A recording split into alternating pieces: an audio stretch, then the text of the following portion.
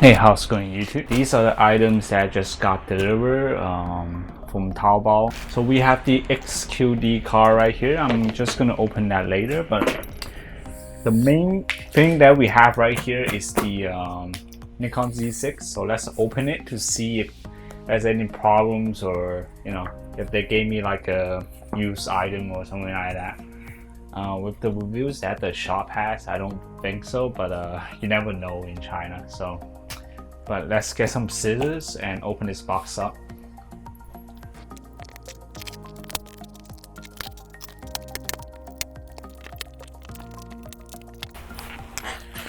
So we have the Z6 right here, and let's open it up. So I got the one without any lens, so I didn't get the kit since I have tons of Nikon lens that I still kind of use. So we have the cheap glass screen that came with the camera as a freebie, and we have the receipt and things like that. Surprisingly, it actually came with the proper receipt. I think there's a proper receipt. Paper doesn't mix well with the candle.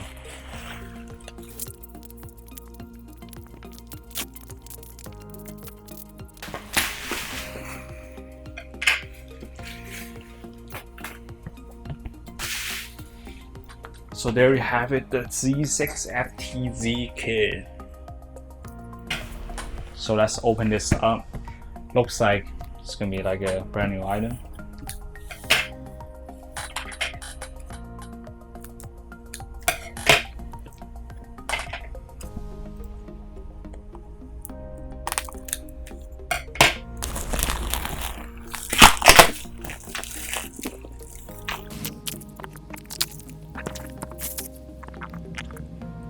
So it's like a pretty unique box, to be honest, for a Nikon item, since the Nikon boxes and packagings are generally slightly different.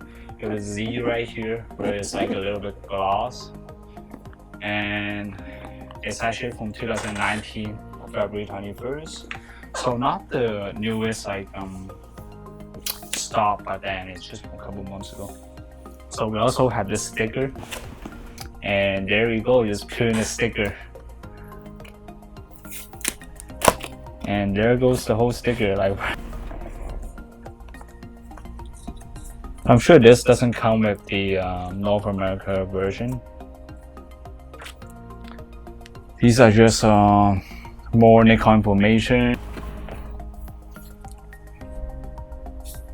and all that stuff that you don't need.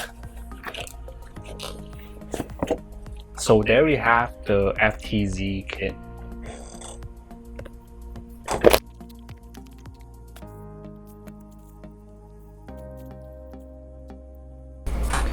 Pretty decent amount. So it does have a 1.4. So this is actually made in Japan, so not China. Surprisingly, the adapter. I'm sure they like the technology or pattern they have. They want to keep it in Japan, so that's why it's made in Japan. And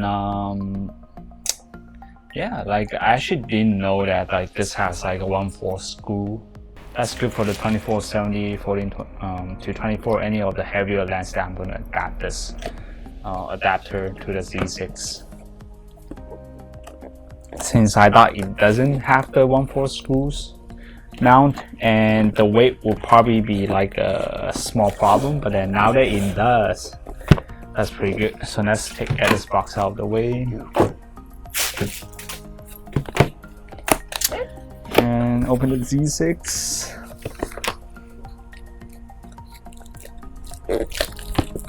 Small paper info.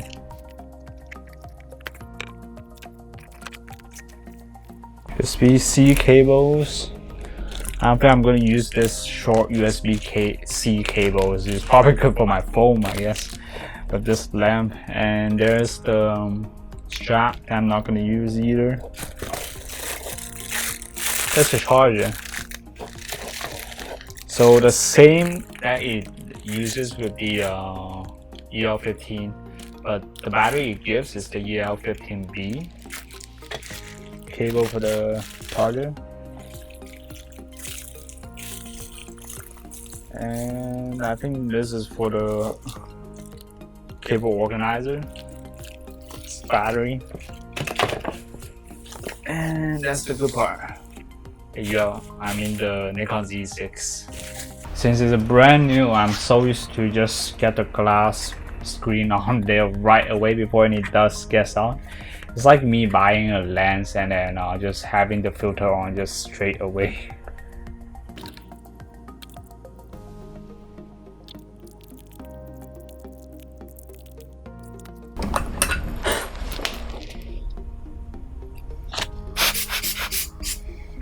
So the side panel it uses is actually different from the traditional DSLRs, which is kind of more similar to the Phase 1's side panel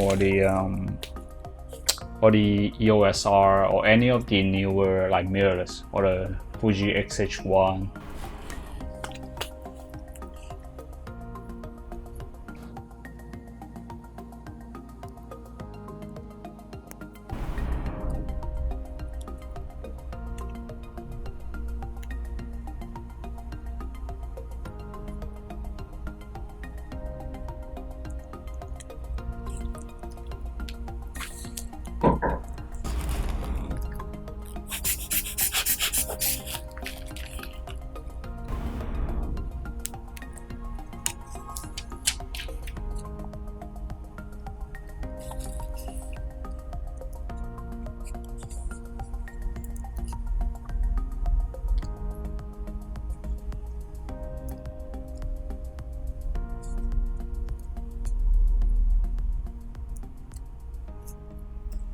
There we go, perfect fit.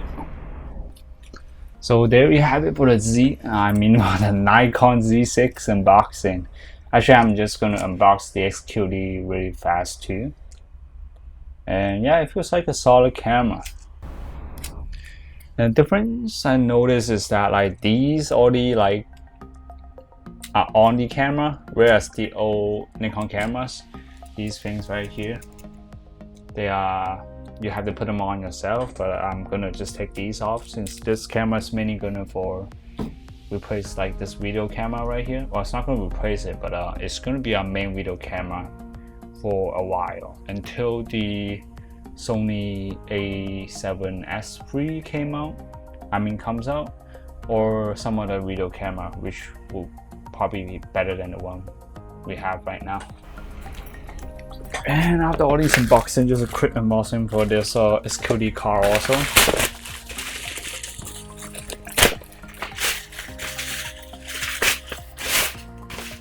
There's a really shitty box right here for like an expensive XQD.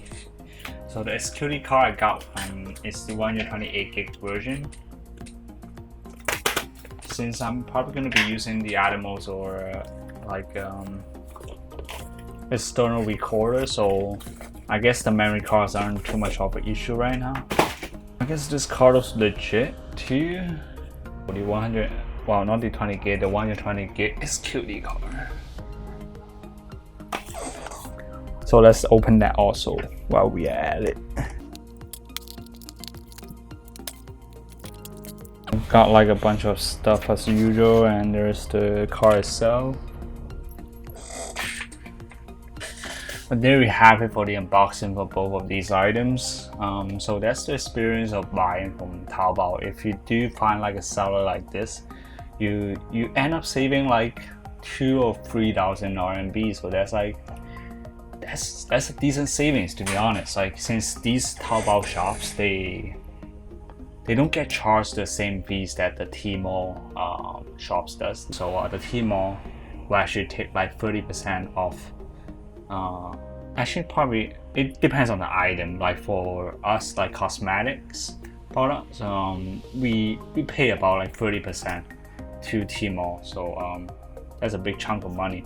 Besides the yearly fees that you have to pay, like that's like 50k RMB and things like that. And it's just a lot of money to pay. It's like opening a retail store. Whereas the Taobao shops, they generally pay about like I would say like 10 to 15% or even less. So that's why the price difference if you buy from Tmall, there's generally like a guarantee of the items being pretty generic, but it'll cost you about like 20 or 30% more.